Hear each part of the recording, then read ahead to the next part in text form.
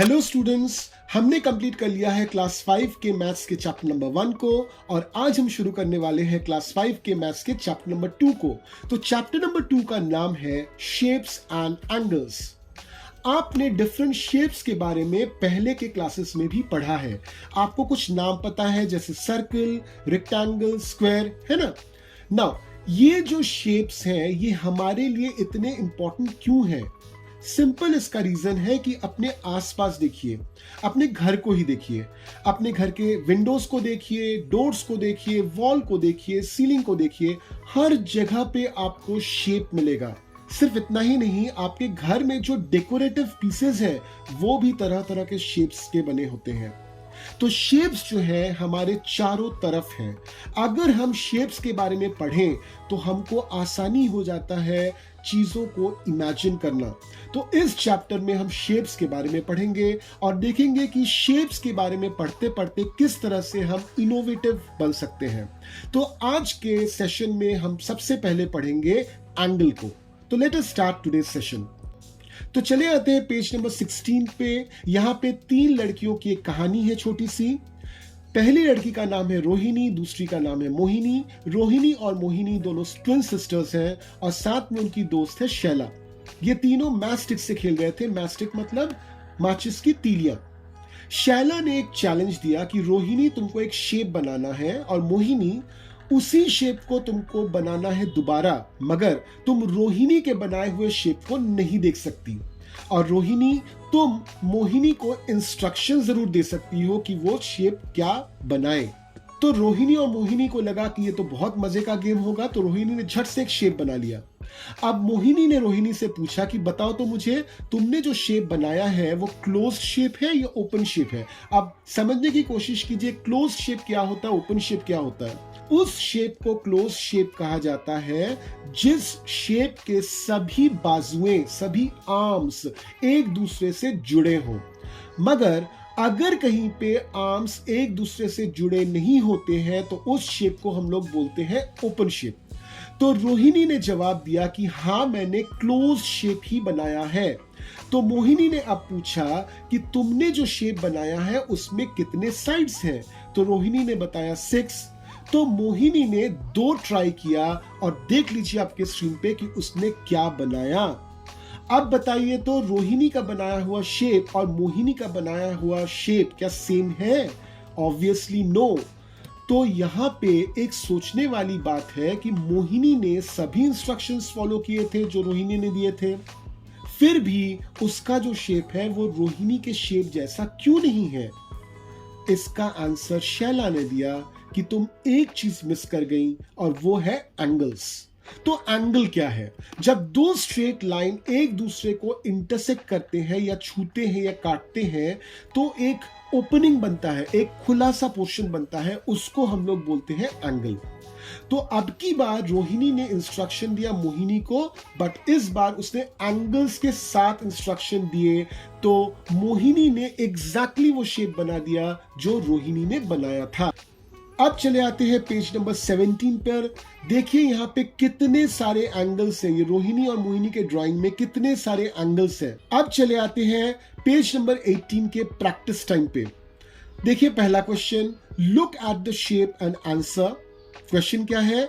The angle marked in dash colour is the biggest angle. बहुत ध्यान से देखिए, एंगल्स के कलर अलग अलग हैं, तो यहाँ पे कौन सा कलर का एंगल सबसे बड़ा है? बहुत ध्यान से देखिए, आपको मिलेगा कि ग्रीन कलर का जो एंगल है वो सबसे बड़ा है। चले आइए अब क्वेश्चन नंबर 2 पे। क्वेश्चन नंबर 2 के लिए आपको सबसे पहले पार्ट ए के लिए मैंने ये वाला फिगर दिखाया।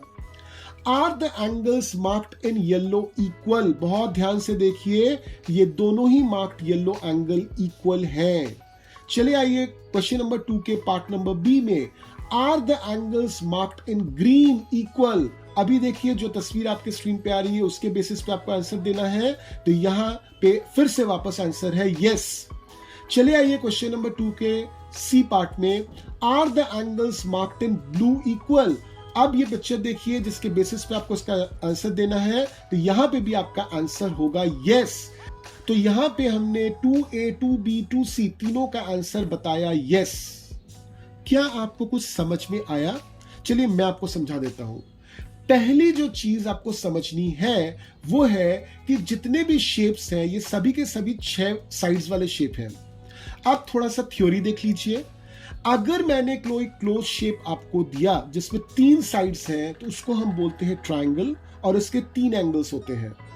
अगर मैंने कोई आपको क्लोज शेप दिया जिसमें 4 साइड्स हैं तो इसको बोलते हैं क्वाड्रिलैटरल और इसमें 4 एंगल्स हैं। अगर मैंने कोई क्लोज शेप आपको दिया जिसमें 5 साइड्स हैं तो इसको बोलेंगे पेंटागन और इसमें भी 5 एंगल्स हैं। अगर मैंने कोई क्लोज शेप आपको दिया जिसमें 6 साइड्स हैं तो उसको बोलेंगे हेक्सागन जिसमें 6 एंगल्स हैं। अगर मैंने कोई क्लोज शेप आपको दिया जिसमें 7 साइड्स हैं तो इसको बोलेंगे हेप्टागन और इसमें 7 एंगल्स हैं। अगर मैंने क्लोज शेप कोई आपको दिया जिसमें 8 साइड्स हैं तो उसको बोलेंगे ऑक्टागन, इसमें 8 एंगल्स हैं। अगर मैंने कोई क्लोज शेप आपको दिया जिसमें 9 साइड्स हैं तो उसको बोलेंगे नॉनागन, इसमें 9 एंगल्स हैं। और आखिरकार मैंने अगर आपको एक क्लोज शेप दिया जिसमें 10 साइड्स हैं तो उसको बोलेंगे डेकागन और इसमें 10 एंगल्स हैं। बहुत ध्यान से देखिए, यहां पे number of sides is equal to number of angles. तो आपको मिलेगा अगर आपको कोई भी क्लोज शेप दिया जाता है जिसमें नंबर ऑफ साइड्स 3 या 3 से ज्यादा है तो number of sides becomes equal to number of angles. पहली चीज जो आपको नोटिस करनी है। अब ट्रायंगल, क्वाड्रिलैटरल, पेंटागन, हेक्सागन और जितने भी इस तरह के शेप हैं सब में आपने देखा कि या तो 3 साइड से या 3 से ज्यादा है। Any close shape which has more than और equal to 3 sides is called a polygon.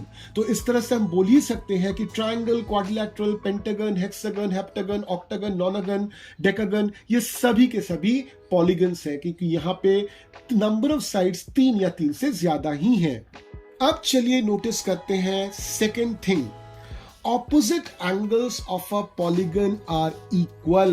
बहुत ध्यान से देखिए, यहां पे दो जो ग्रीन एंगल्स हैं ये एक दूसरे के ऑपोजिट हैं, दोनों इक्वल हैं। या फिर यहां पे जो पीले एंगल्स हैं ये भी इक्वल हैं, तो opposite sides of a polygon are equal. अब चलिए देखते हैं थर्ड थिंग। मैंने यहां पे 2 पॉलीगन्स बनाए हैं, दोनों पॉलीगन्स तीलियों के जरिए बनाए गए हैं। पहले वाले पॉलीगन में 5 तीलियां हैं, दूसरे में भी 5 तीलियां हैं, तो दोनों पॉलीगन्स जो है पेंटागन है। पहला जो पेंटागन है इसमें जो 5 तीलियां हैं ये सेम लेंथ की हैं और दूसरे में भी जो 5 तीलियां हैं ये सेम लेंथ की हैं। हम अगर बाजार में देखते हैं तो अलग अलग लेंथ की तीलियां हमको मिल जाती है ना, तो हमने पहले वाले पेंटागन को एक अलग लेंथ के तीलियों से बनाया और दूसरे वाले पेंटागन को एक अलग लेंथ के तीलियों से बनाया। तो पहले वाले पॉलीगन में ये 5 जो तीलियां यूज हो रही हैं that are of the same length. अगर एक पॉलीगन में जितने भी आर्म्स हैं, साइड्स हैं, अगर उनका लेंथ सेम होता है उसको हम लोग बोलते हैं रेगुलर पॉलीगन। यानी कि ये वाला जो पेंटागन है this is a regular pentagon. ठीक उसी तरह से ये वाला पेंटागन भी रेगुलर पेंटागन है। अब अगर 2 रेगुलर पेंटागन आपके पास है तो उनमें एक चीज कॉमन हो जाती है। वो क्या है कि एक number 1 opposite sides become equal, number 2 same position angle becomes equal. यहां पे देखिए जो ग्रीन एंगल है सेम पोजीशन पे दोनों जगह पे है, दे विल बिकम इक्वल अगर ये दोनों पेंटागन्स रेगुलर पेंटागन्स हैं तो। अब इस नॉलेज के सहारे आपको करना क्या है, क्वेश्चन नंबर 3 को खुद से सॉल्व करना है। चले आते हैं क्वेश्चन नंबर 4 पे। अब क्वेश्चन नंबर 4 पे क्या हुआ है कि how many different shapes can you make by changing the angle between mastics in each of these tribe. तो सबसे पहले एक पार्ट ए, ये क्या है, ये एक रेगुलर क्वाड्रिलैटरल है या फिर रेगुलर क्वाड्रिलैटरल को हम लोग स्क्वायर भी बोलते हैं। पार्ट बी आपका रेगुलर ऑक्टागन है, पार्ट सी आपका रेगुलर पेंटागन है, पार्ट डी आपका रेगुलर हेप्टागन है और पार्ट ई आपका रेगुलर डेकागन है। तो आपको यहाँ पे क्या करना है कि ये जो तीलियां लगी हैं इनको इधर उधर मूव करके आपको तरह तरह के शेप्स बनाने हैं। ये भी आपको खुद से ट्राई करके देखना पड़ेगा। आपके पास ज्योमेट्री बॉक्स तो होता होगा, ज्योमेट्री बॉक्स में एक चीज या एक इंस्ट्रूमेंट रहती है जिसको हम लोग बोलते हैं डिवाइडर। क्या आपको पता है कि डिवाइडर का यूज क्या है? इस डिवाइडर के जरिए हम एंगल्स टेस्ट करते हैं, इसलिए इसको हम एंगल टेस्टर भी कहते हैं। अब अपने डिवाइडर को एल शेप में ओपन कीजिए। तो जब आप एल शेप में ओपन करोगे, जो एंगल बनेगा, इस एंगल को हम लोग बोलते हैं राइट एंगल।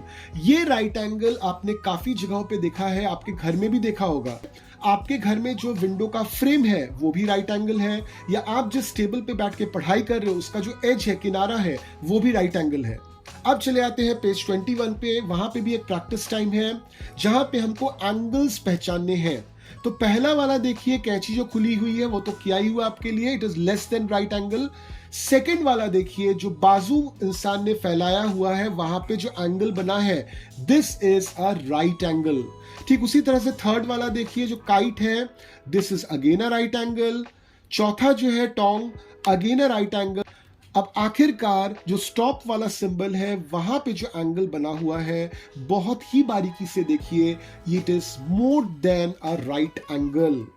तो अब हम धीरे धीरे पहचानना शुरू कर चुके हैं कि राइट एंगल कौन सा होता है, राइट एंगल से बड़ा कौन सा होता है, और राइट एंगल से छोटा कौन सा होता है। तो इसी नॉलेज के साथ चले आते हैं पेज नंबर 22 पर। वहां पे एक डायग्राम दी हुई है और इसको आपको खुद को करना है बुक में। जितने भी राइट एंगल्स हैं उनको ब्लैक से कलर कीजिए। जितने भी एंगल्स आपको मिलते हैं which is more than a right angle, उसको ग्रीन से कलर कीजिए। और जितने भी एंगल्स आपको मिलते हैं which is less than the right angle, उसको आप ब्लू से कलर कीजिए।